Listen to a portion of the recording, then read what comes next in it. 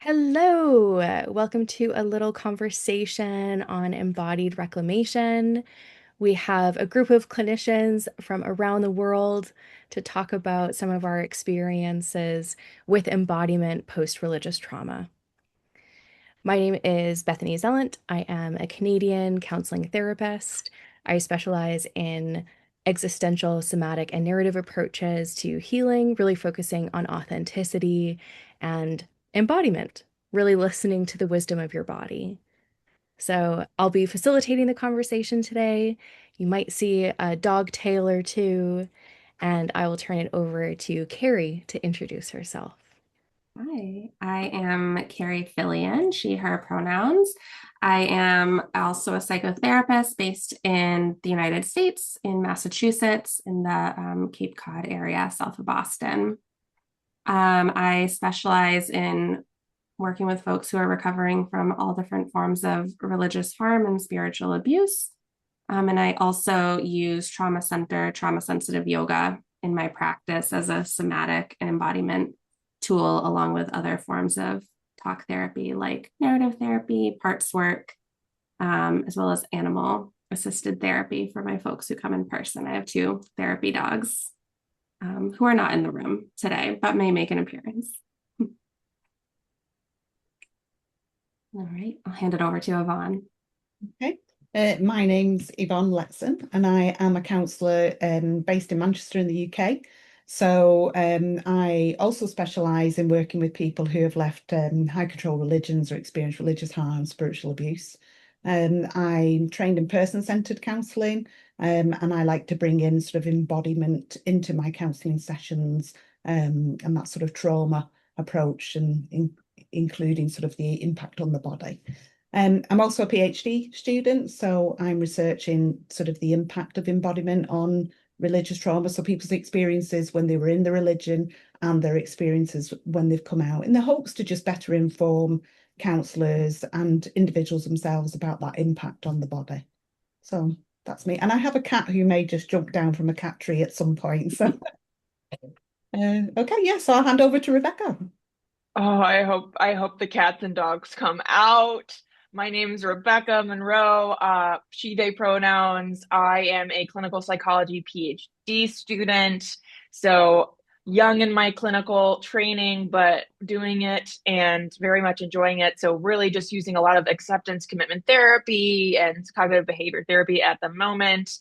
Definitely looking forward to including more embodiment practices into my therapy approach. I also teach yoga, so I'm excited to continue my research on religious trauma and exploring embodiment and yoga as a way of kind of reclaiming body and so many other identities when kind of having these religious experiences that are traumatic potentially. So that is kind of the overview for me. I don't have any animals with me right now, so there's no chance.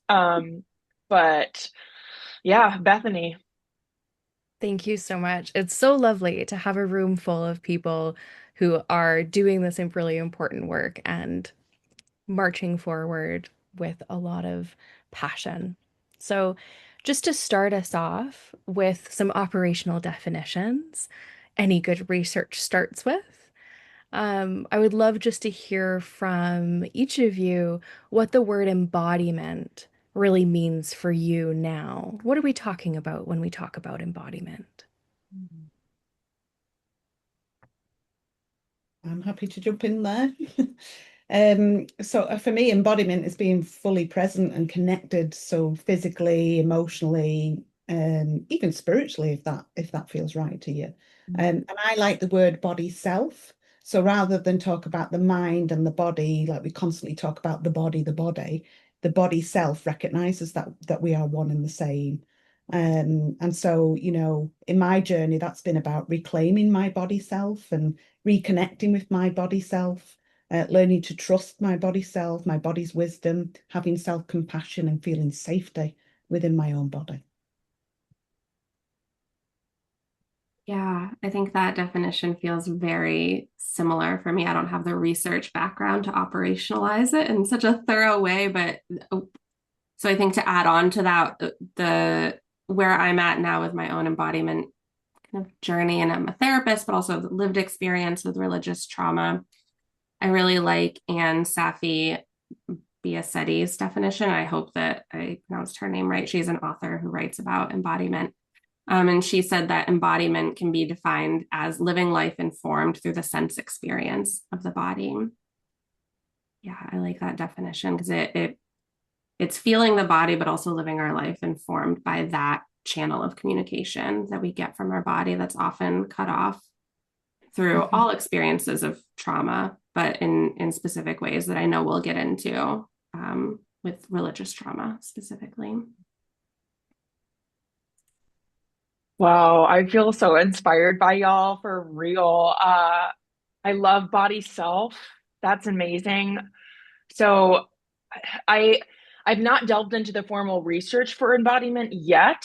So I'm so excited to be here and learn from you all. But I obviously being a yoga teacher and thinking about religious trauma and purity culture, I think about my body a lot and my body self, my relationship, my mind self, my body self, and how they interact and which is all the time, of course, but how we're trained to think of them so distinctly, which is so confusing to unpack. But I think for me, one of the things I jump to first when I think about body self is the sexualization of bodies and the relationship of that of I don't mind sometimes being sexualized. Sometimes I want to be sexualized, and sometimes I don't. And being comfortable having that conversation and being in spaces and being clear when I'm okay with that and when I'm not, like that's empowering. And I really want to, for myself, get more comfortable with that, but also help others explore that. And yeah, I think not having shame connected to sex, but also having autonomy connected to it. So yeah, I think that's my answer. I can see a huge part of that is that autonomy and agency to be able to say, this is my body, this is what I want, how I want to be seen, how I want to be interacted with. And I think that's one of the biggest things that um, we experience in religious trauma is that our body is not our own. The heart is deceitful, the flesh is weak, our body is a temple to someone else. And the lack of ownership that we have over our own flesh, our own skin, is a huge barrier to feeling embodied. And that's one of the things, Yvonne, that stood out to me from your definition is what gets in the way of being present. And we all have lived experience personally as well as professionally in religious trauma.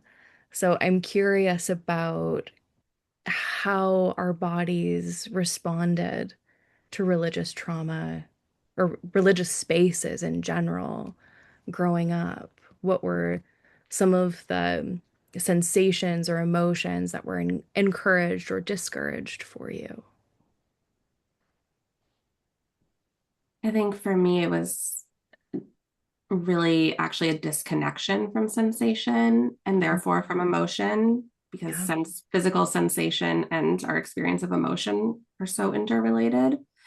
So really, as I look back now, I didn't have this language at the time, but there was a lot of dissociating from my body, not being present in my body. And I believe I've come to understand that my experience of religious harm led to developing chronic illness, or at least contributed to. I think there's genetic components as well. There's, chronic illness is so complex, but I think that the dissociation that I was encouraged to experience, it was a trauma response, but it was also an encouraged response of, right, if your flesh is weak, if we're not living on the earth forever and heaven is our real home, like there isn't a lot of motivation to stay connected to your body. And I really thank my body in some ways for getting sick because it was a call home. It was a forced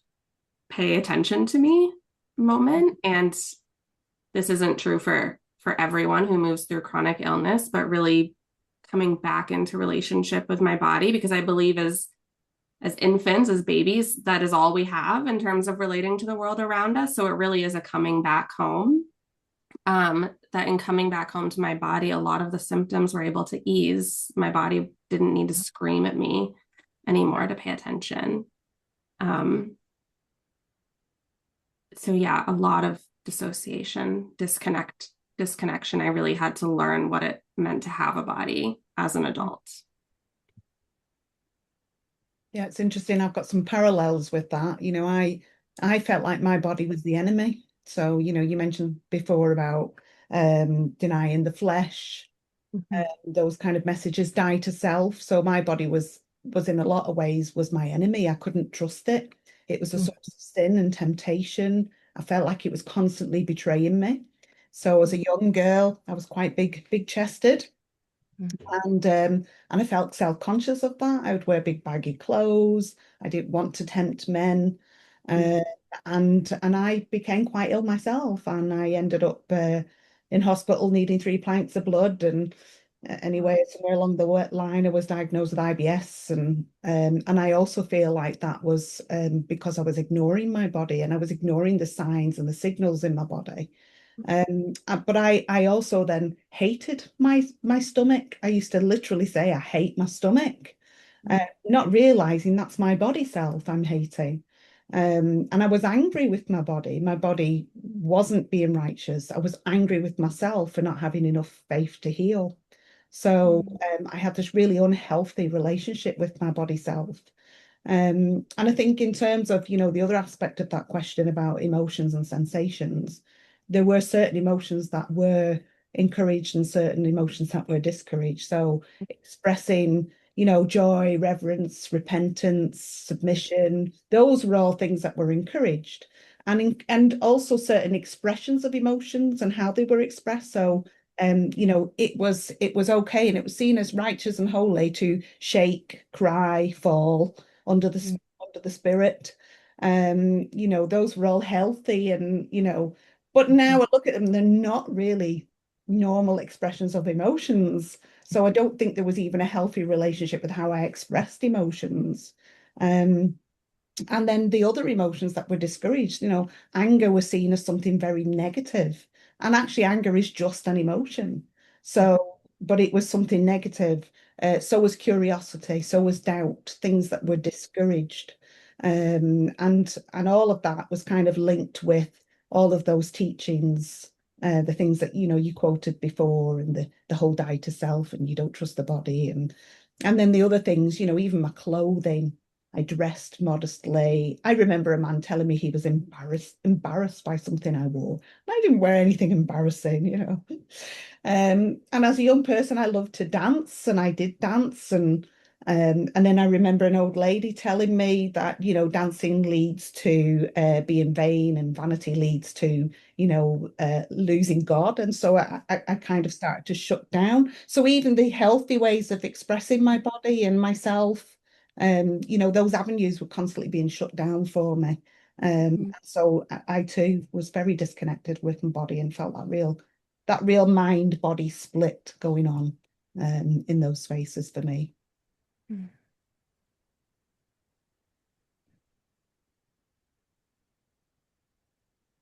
Yeah, I relate a lot to what has been said. I felt very confused, I think would be the simplest answer is just there's so many double standards that didn't make sense to me. I love to say free the nipple because why are men's nipples, cis men's nipples seen as okay to be in public? Like we literally Jesus is shirtless. If we're like, I don't understand. I don't understand why my nipples that are arguably more functional because I can breastfeed don't understand, right? But and that's the thing is they I feel like a lot of religion loves to dichotomize, simplify, right? Take the complexity, the nuance away out of life. And I think that's what makes it so beautiful.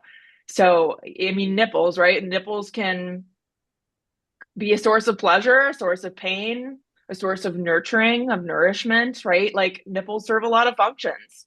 And yet this obsession with covering them and feeling like there's something shameful about showing them, if you are a cis woman in particular, or just really not, just really any body that's not cis man, I would argue. Yeah, I think that's something that always really stood out to me. It also um, just feeling like not like a tightness in my chest, but almost like when you feel shocked when people are disappointed in you and you don't expect it. And there's just kind of this wave of almost like this prickly, goosebumpy kind of sensation of just kind of, oh, I didn't know I was supposed to feel ashamed about this. And just feeling really confused about that and having, I think it really, really impacted my well-being and my emotional stability because I was just constantly trying to figure out how I was supposed to exist in my body and feel about my body in all these different spaces. And I mean, it really feels like this element of code switching that I was so confused. So yeah, I keep saying that word. Um, it was, yeah, it was really disorienting, I would say. I can totally see that being told one thing that like for Yvonne is saying your body is a stumbling block for other people. That's such a huge burden to put on a girl, just a teenage girl being a teenager, and the kind of burden of expectation being put on an individual rather than looking at and saying your body is bad, your body is the stumbling block. That it totally makes sense that that leads to that internalized shame response. I mean, if you're told over and over again, this huge aspect of who you are is bad, people can only hear that for so long without believing it. You, of course, have to believe it, especially when it's spoken from the pulpit. Yeah.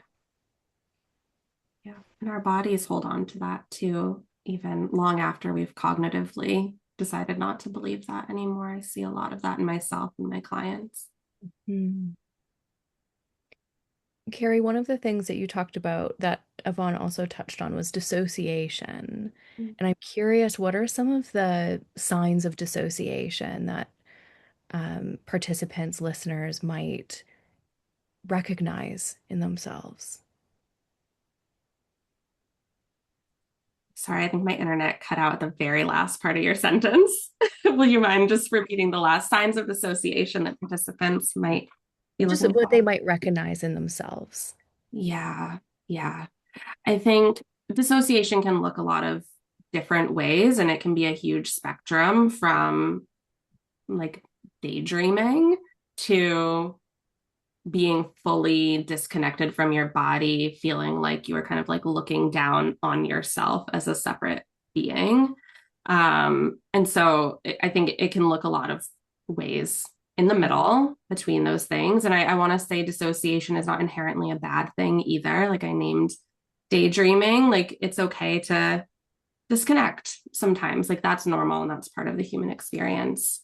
I think some things to note perhaps that maybe could be kind of warning signs of this maybe getting to a level that's um, deserves some attention is not noticing physical sensations at all.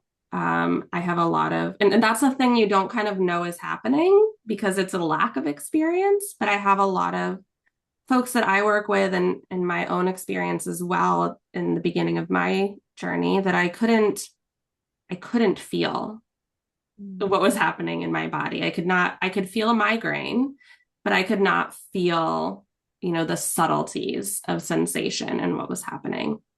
So I think that's one way that it can look. It can be,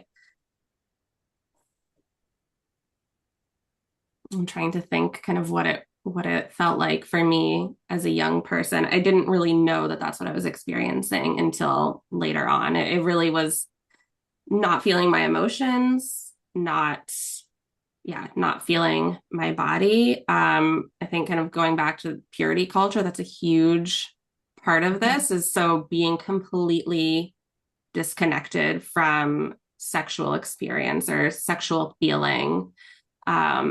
Or if that was to come online, immediately shutting it down can be a form of dissociating.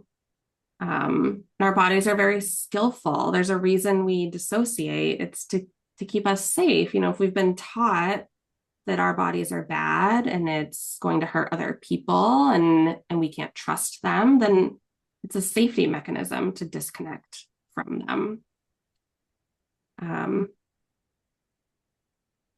Yeah, so I'd be open to hearing what other folks have to say though around dissociation, because it's a huge part of this. Yeah, I mean, I don't really have much to add, but I think the word numbness came to me as well. Sometimes it's a numbness that people feel. And I think that's the best way to describe my experience. And for me, I think, you know, my IBS got so bad because, you know, I did have symptoms before, and I also had an ovarian cyst that burst, and I just kept ignoring that pain.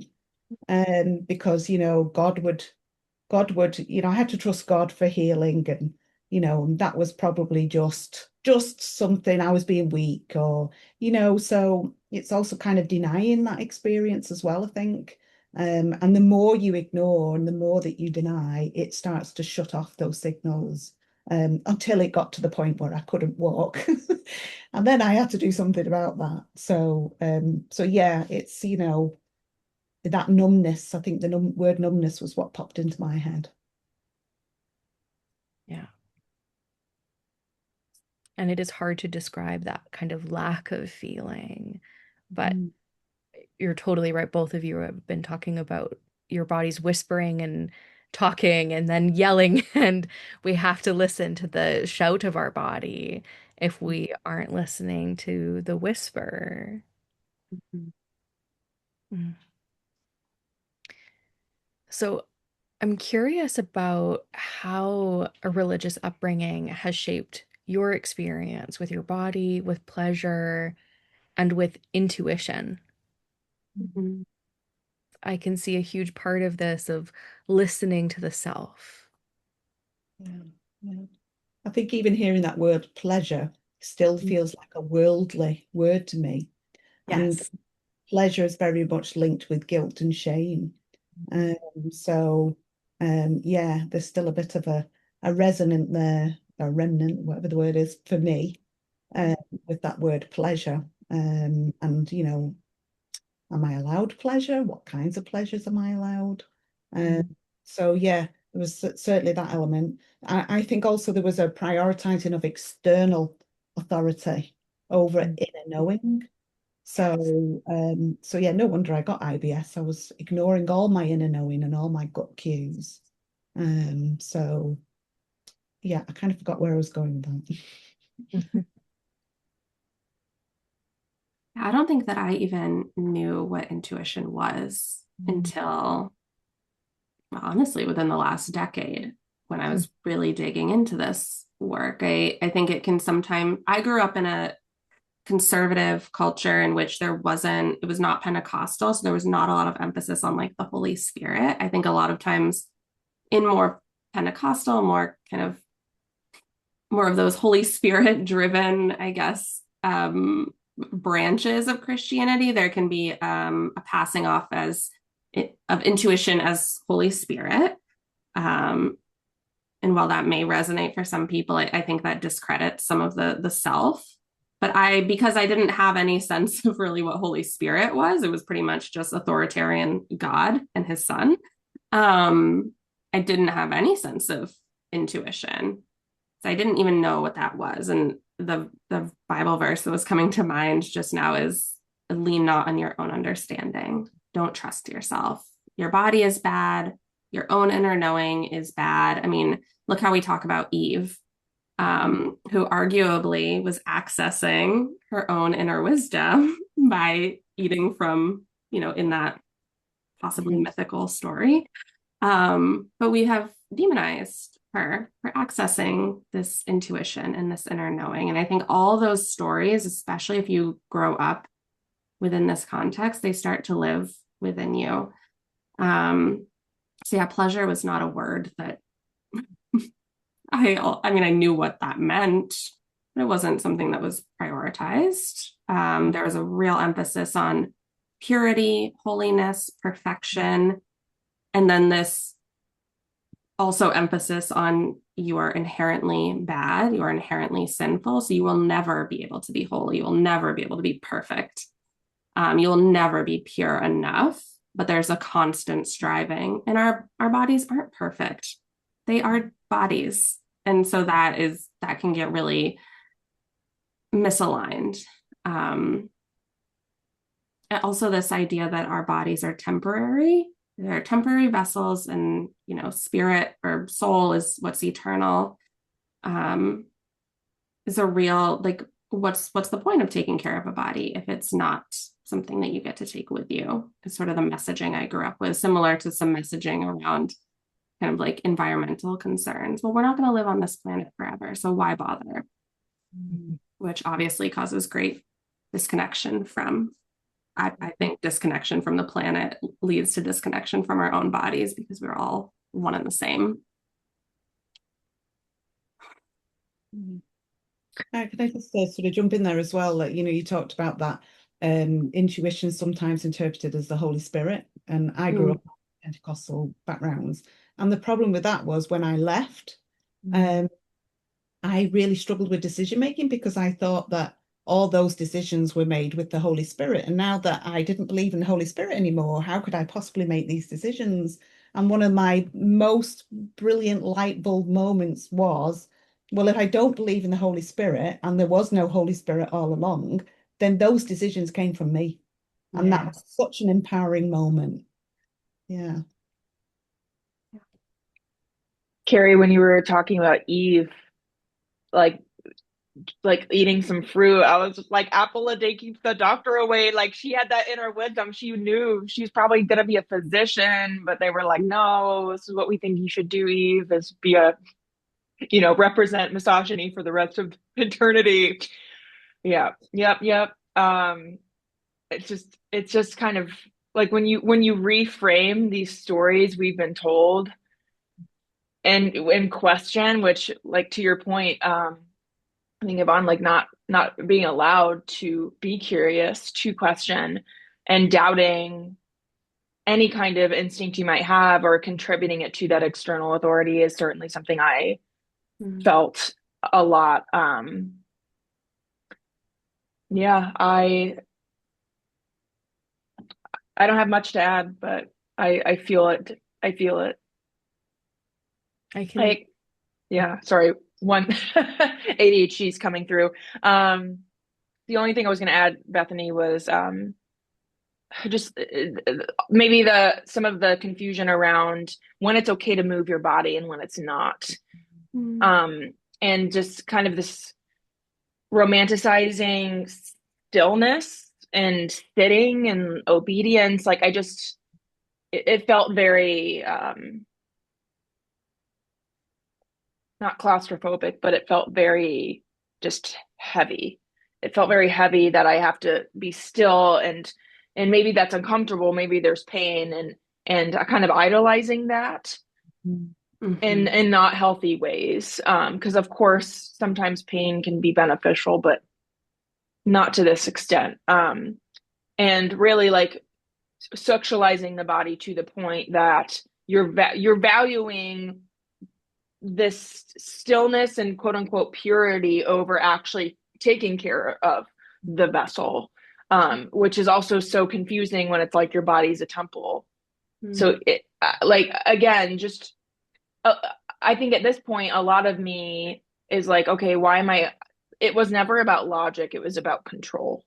And I feel like I keep kind of coming back to that, and that helps. That's such a big thing, Rebekah, that the nature of control. And I always can see where there is control, there's power because you don't control something that isn't a threat. If it's not a threat, you don't need to control it. And that's a huge part of our bodies are highly controlled in religious environments because they are such a wealth of wisdom. And that for me, I can totally see is a very effective abusive strategy of if you have people distrust themselves and externalize their trust, that's a very easy way to have control. And also, if you spend so much time managing your body, you haven't got time to think of other things. That's exactly it. The amount of mental energy that goes into what space am I taking up? How is my body impacting other people's eternal life? Um, Being able, having to manage all of these different things takes up our energy. And we then can't use that for other things like creativity or things like pleasure Or questioning. or questioning. Exactly.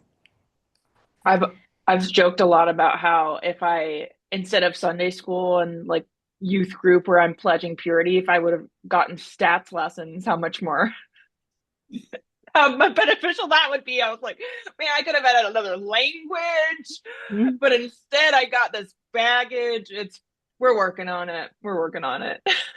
That I got WWJD bracelets. That ring, that Yeah. nice purity ring. Yeah. And I can see how a lot of this creates a lot of vulnerability. If pain is idolized and pleasure is demonized, then something like sexuality, that's very fraught because that is something where there should be pleasure. If there's pain or fear, that's that's abuse now. And so having those danger safe cues get skewed is a huge area of vulnerability within religious trauma. And oftentimes we see the intersection of sexual violence, religious trauma, um, all of these things interlocked because that the intuition of your body saying this doesn't feel safe is numb.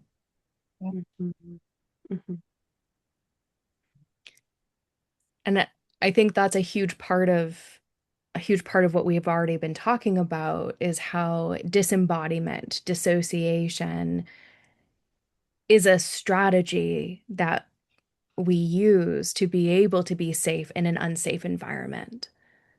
If we stay in an unsafe environment, our body has to find a way to make it through. So I'm curious if there's any thoughts on how disembodiment might be protective and how we can have compassion for how we have been disembodied. I think for me, staying in my head meant that I was resisting temptation and I was being closer to God. Yeah. And so that kind of felt like that felt like where I was meant to be in that group, and the right behaviors that, in that group. And also that kind of disembodied or disconnection with my emotions, that fear, that guilt, that shame was so big and so heavy that, sort of being disconnected from that was a protective strategy in itself. Because I think it was very overwhelming. Yeah. When you're on a tightrope above hell, that's a lot of pressure to uphold. Absolutely. Yeah. In answer to this question, I'm thinking of something that Dr. Gabor Mate, who is a psychiatrist and talks a lot about our body's wisdom. And anyway, he's got a huge body of work, but he speaks about our primary drives and needs as children and throughout our lives is authenticity and attachment. And authenticity being connection to emotion, connection to your body, being able to live fully as yourself. And if those two drives and needs are in conflict with one another, if to be fully authentic means you can't have attachment to your caregivers, or I often talk about the church as being kind of like my third attachment figure in my early life.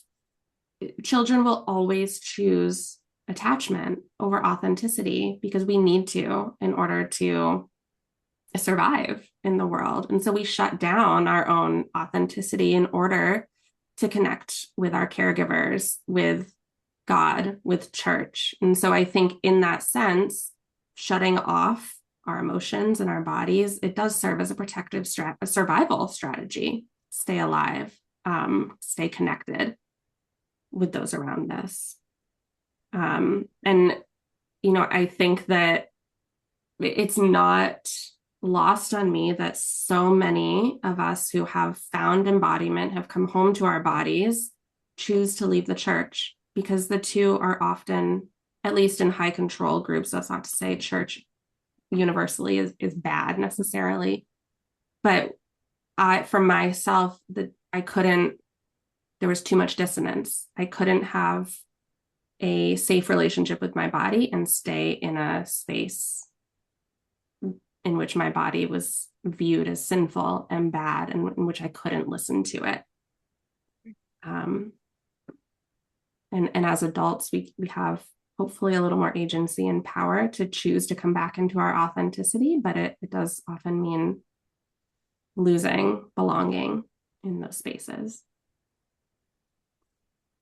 The word authenticity really resonates with me, Kari, and you speaking about that, it made me think of I was just crossing the road on the crosswalk to get into the psych building where I'm at, and their car was going kind of fast, and I was like, I'm going, and you're gonna stop.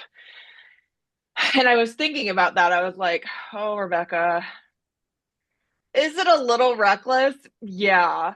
See, I think I had a very different experience, and I don't think I disembodied. I think I went in hard, and like I got reckless, if anything. And I mean, I guess you could, maybe that's another form of disembodiment. Like I'm not sure, but I think like for me, I felt it so deeply that I was letting it out. I was screaming it out, I think at times, to the point where I was in dangerous situations.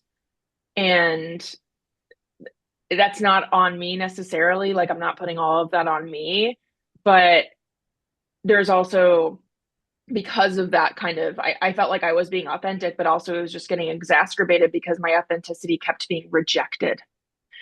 And being rejected over and over has a big impact. So, for me, I think that came out in more anxiety, and I think like my trauma response is more of a fight. It wasn't always. I think like something kind of switched for me in middle school where it used to be like submissive, and then it went to like, no, I'm gonna fight. To the point where I'm like, am I really doing what's best for me, or does it, I don't know. Like it gets confusing, but I feel like I was on this kind of other side of it where I was fighting with it so much that that fight, that anger almost started consuming me. And I still struggle with that. I think that's a huge part of the healing process in reclaiming post-religious trauma or through religious trauma, is finding what our authenticity is, not in spite of or because of, but that actual kind of free, floating authenticity. And because I do existentialism, it's so clear in religious environments how much our existential needs of belonging, meaning, and identity are served on a silver platter. This is who you are. This is what you believe. This is how you belong. And no human can turn away from that. That is a turkey dinner served on a silver platter for our most inner needs. And that I think oftentimes has this illusion of safety because I belong. But we don't talk about how that belonging is conditional and how when you stop going to church, no one calls you. That the meaning is so big, but we don't talk about how the meaning requires you to siphon parts of yourself off. And the identity of this is who you are without acknowledging how much that requires a certain level of self-hatred or self-abandonment. And so I think a huge part of this is re-establishing what safety is. So I'm curious about what you have discovered about safety in your body and how that might differ from the safety that you found in a belief system.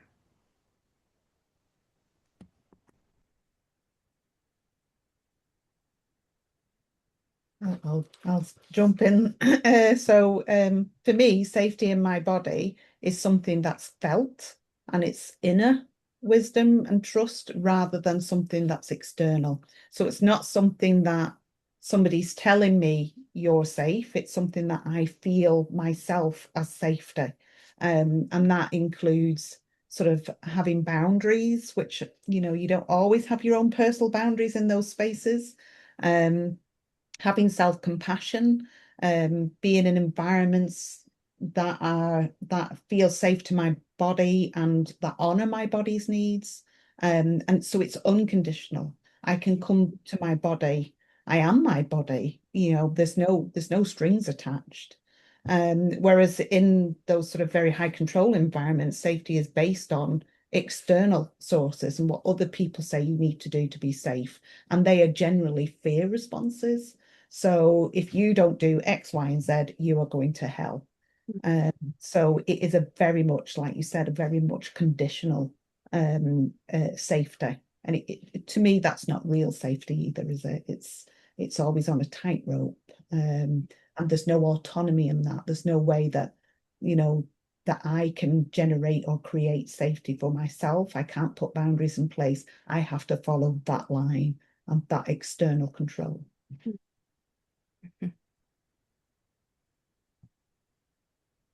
Yeah, I was thinking about safety in a very similar way, that safety in a belief system is very much dependent on external circumstances, someone else telling me that I am safe rather than a felt sense. I think for me, I didn't even really know what safety felt like in my body until I started learning about polyvagal theory and like did a lot of training around that as a clinician, and really understanding without going into the depths of that like there is a felt sense of safety in your body. You can learn what that feels like, and you can learn what not being safe, being in a fight, flight, and freeze feels like in your body. And then that is something that is internal, that's a felt sense, not something that someone else gets to tell you that you feel. And I think now, I think being in a body for a long time did not feel safe because I didn't know how to exist in my own body. But safety has come to mean that I can be present with my body moment to moment, not judging it. Mm-hmm.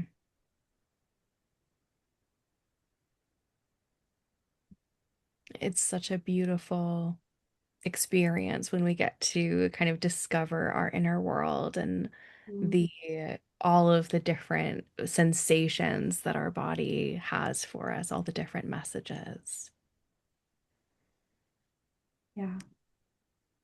So when we're connecting with our body after spiritual control, how does that help build self-trust and autonomy? Why does embodiment work?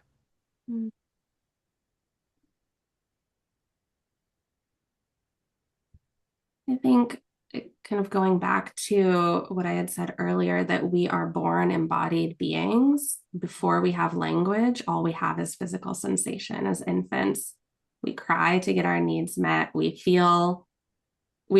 feel in our bodies without any verbal language. And so embodiment is our first language. So I think that part of rebuilding self-trust comes back to that original language. Our body sensations are a form of communication. they are part of existing as humans in the world. When we start to notice physical sensations, we can understand what those different sensations mean. Like, what does it feel like in my body to feel angry? If I can tune into that before I'm completely red in the face, cutting everyone off, I can then connect to that anger. And all emotion, I think, is inner wisdom. So when we can connect to physical sensations and therefore connect to emotions, we can connect to a lot of inner guidance. Like in the example of chronic illness, if I can listen to the subtle cues of my body, I can respond to them in a kind and gentle way before it gets to a point where I am debilitated for days on end. And that starts to build trust within the system. My body learns I can trust you to take care of me. Because we don't like trust in a human to human relationship requires listening and responding appropriately. And it is not different within our own bodies. Yeah, I like that. Similar to sort of my thoughts, I think of the body like a compass. So those bodily cues can help inform me of my surroundings, my safety, what's happening to me, my inner truth, my inner wisdom. So that can really help to build autonomy as well. So I don't need external control or permission to feel a certain way or to think a certain way. So my body teaches me that I can make choices for myself. I can listen to my body and make an informed choice that's right for me. So that reconnection helped to restore sort of agency for me and just remind me that wisdom is in my body, I think, in that environment, the body is just some lumbering thing that's going to drag me away from this, all-powerful being. But actually, my body is full of wisdom. And I just, like you said, I just need to stop and listen to it and it can guide me. Mm-hmm.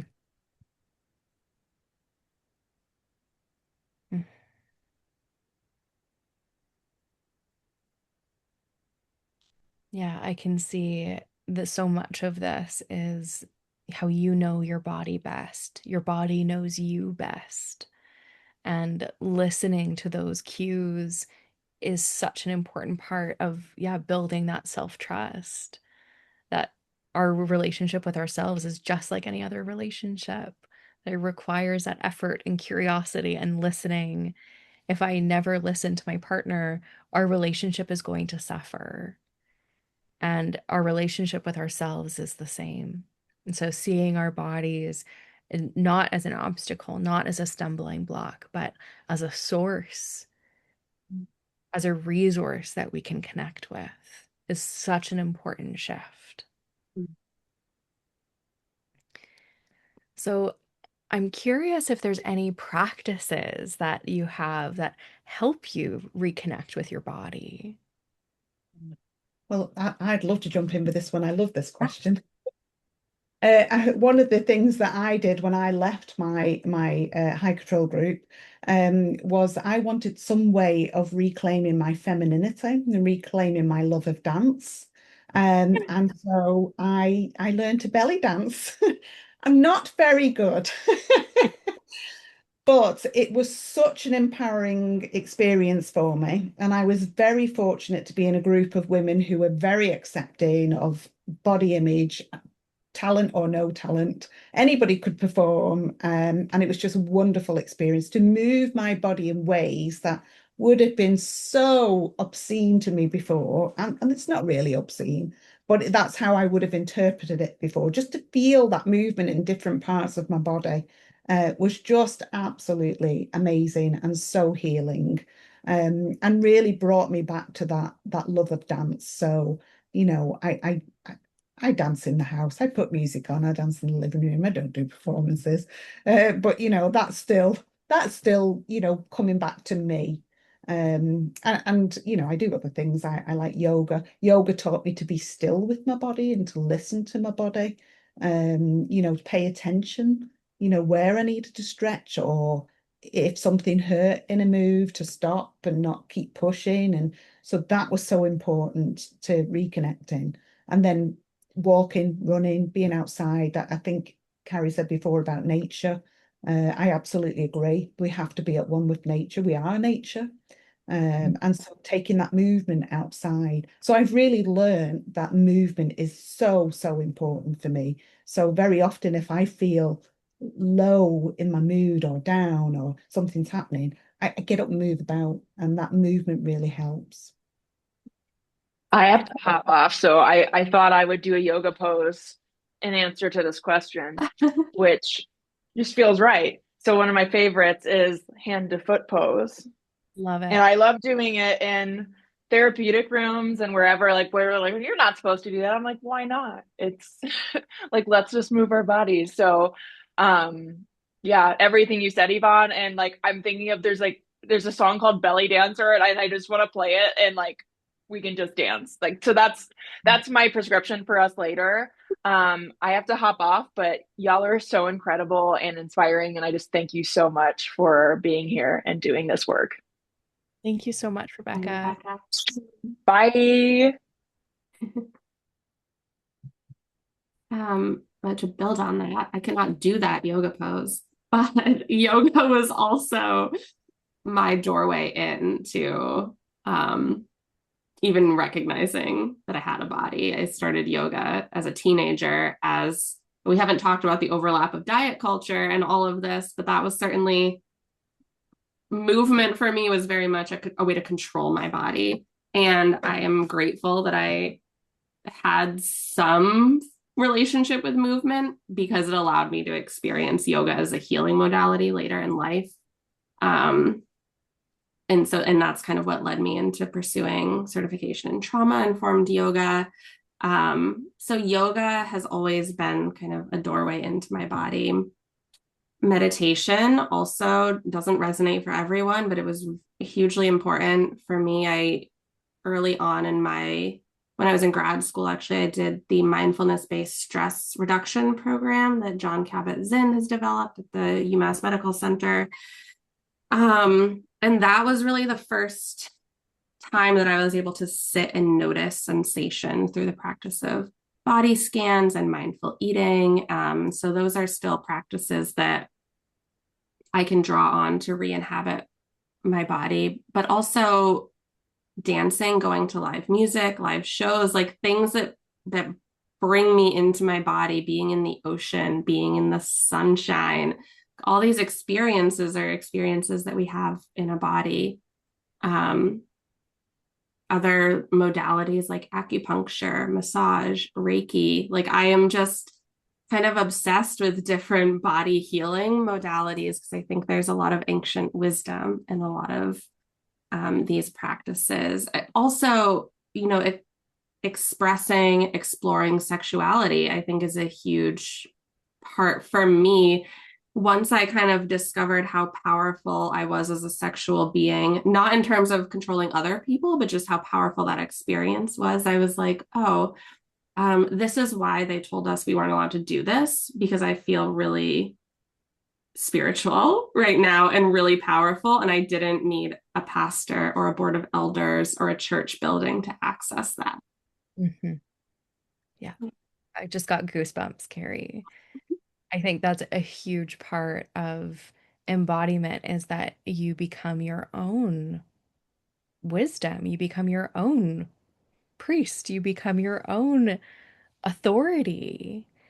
And this is where I can again see where there is power, there's control.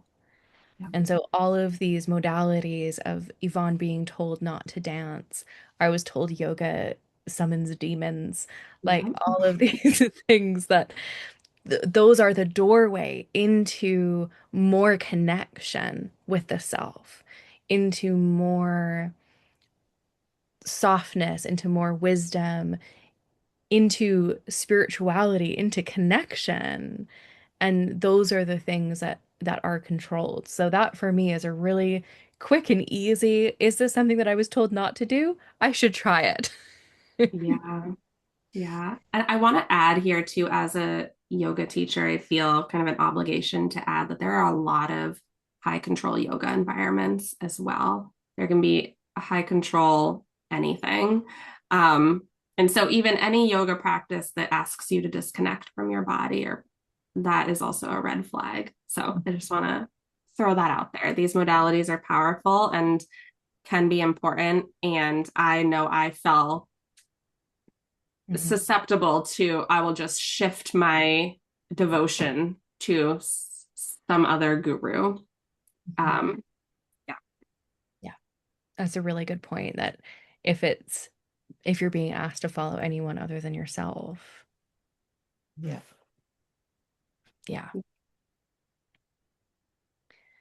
So I'm curious about how a person might create an environment where they can start to feel safe, to feel their body awareness, to start to unpack some of the spiritual control or some of the shame. What do they need in their environment to feel safe to start this process?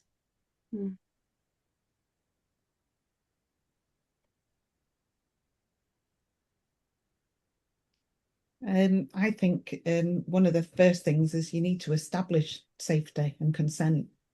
So sometimes, especially for people who come from those sorts of environments where there's been a lot of control and shame, it's important to move slowly, to invite awareness, but not kind of direct it. So, would you like to explore how that feels in your body rather than tell me how that feels in your body? So you get that bit of consent, and safety around making sure it's a safe space to begin with. Grounding techniques as well, so that if they do feel like they don't feel safe anymore, sort of grounding in the present moment, and modeling that sort of embodiedness as well as a therapist. I assume you're talking about clients in that kind of environment. So my grounded presence, I think, in an embodied presence is really key, because I can model safety, and that can help a client's nervous system to settle if I model that safety, and I can model that embodied self as well, because I can talk about what I'm feeling in my body. So even if they're not ready to explore that for themselves, I can model it. What you've just said has made me feel, and I can feel that here. Sometimes that in itself can just bring some awareness to that in a safe way without putting that pressure on them to explore it in that way. For a lot of people, feeling embodied is frightening because suddenly they're feeling emotions that they didn't feel before, or that they've been taught were bad emotions. So I think it's creating safety and consent is key for me. Yeah, I completely agree with all of that. And I've really drawn on a lot of the principles of trauma center, trauma sensitive yoga, TCTSY, which is a mouthful to say, but that's the modality that I was trained in, that is an evidence-based practice for PTSD and depression and complex trauma. And so the principles of that practice, whether it's in a movement session or just in relationship with clients, is invitational language, non-coercion. So no, like you had shared, Yvonne, inviting them to check in with their body, but not directing them to check in with their body. Offering choices. So you can choose whether or not you want to be in this shape, or you can choose whether or not you even want to feel this sensation, because we don't get to decide what feels like safety for someone else. And trauma, by definition, is removing choice from someone. I think that co-regulation, the shared authentic experience, is also really important, that as much as possible, trying to reduce the power differential.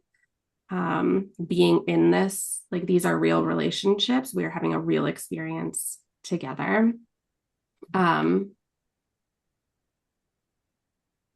Yeah, I mean, I think that's speaking to the therapeutic environment. I don't know that like any of us could say what will or won't feel safe for any given person. I think that's really something that people have to determine on their own with the support.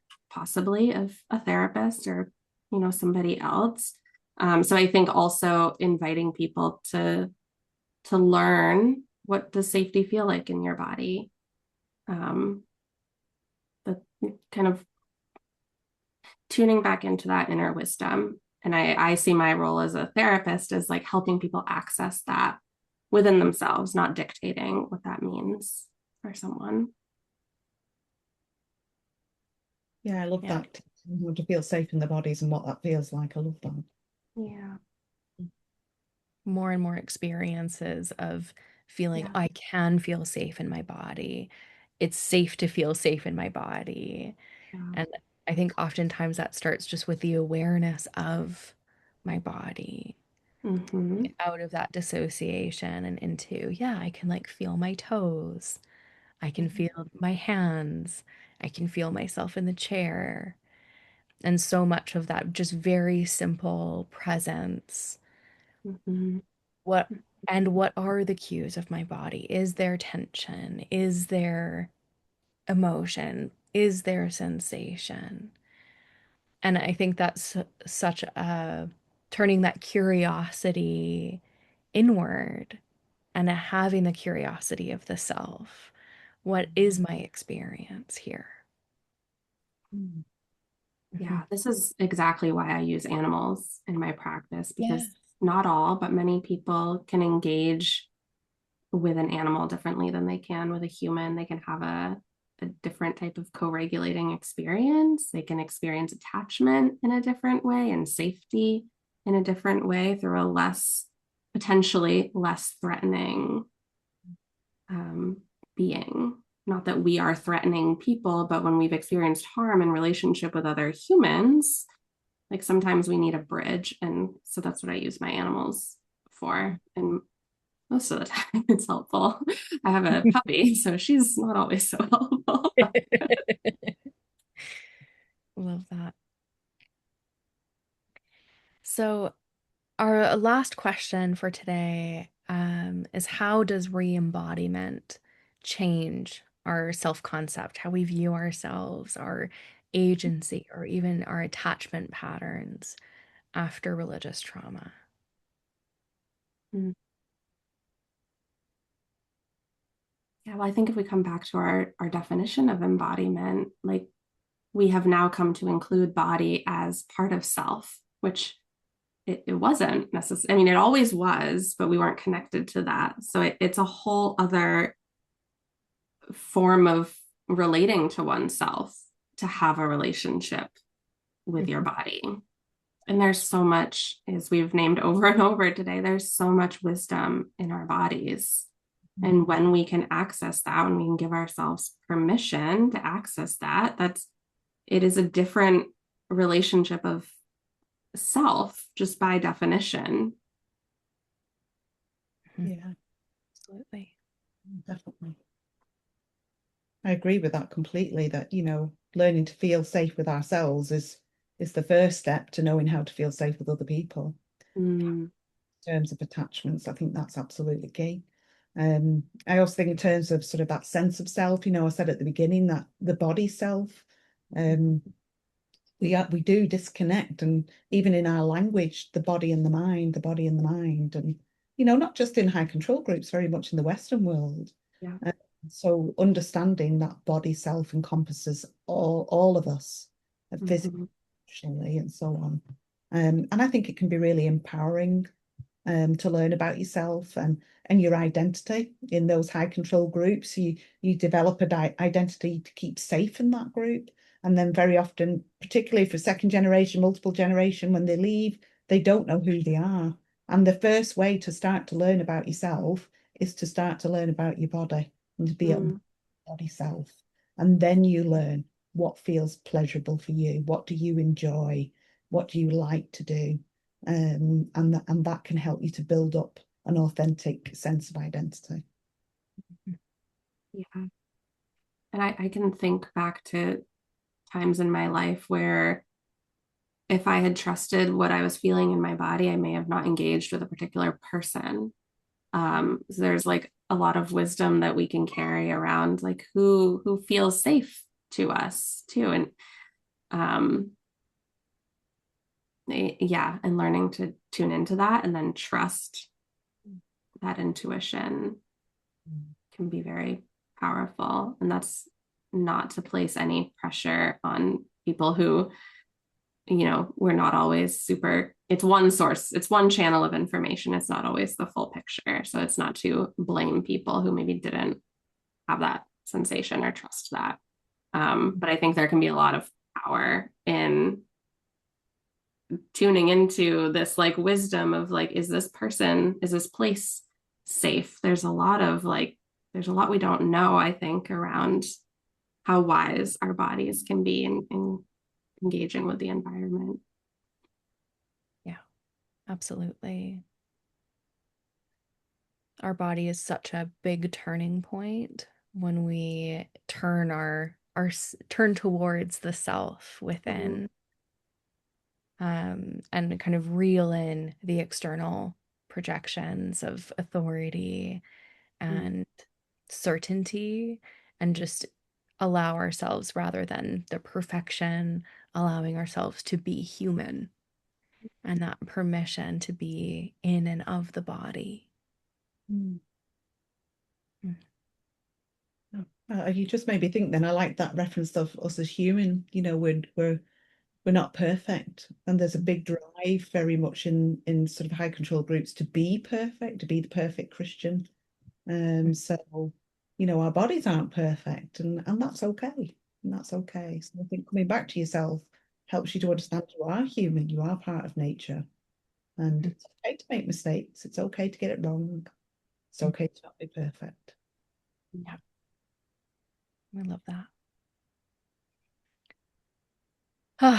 So embodiment is such a key part of our healing from religious trauma. So we will be hosting an Embodied Reclamation monthly series over 2026, hosted by Kari with guest facilitators every month. There'll be 2-hour sessions where you get to really learn a specific practice of how to connect with the body.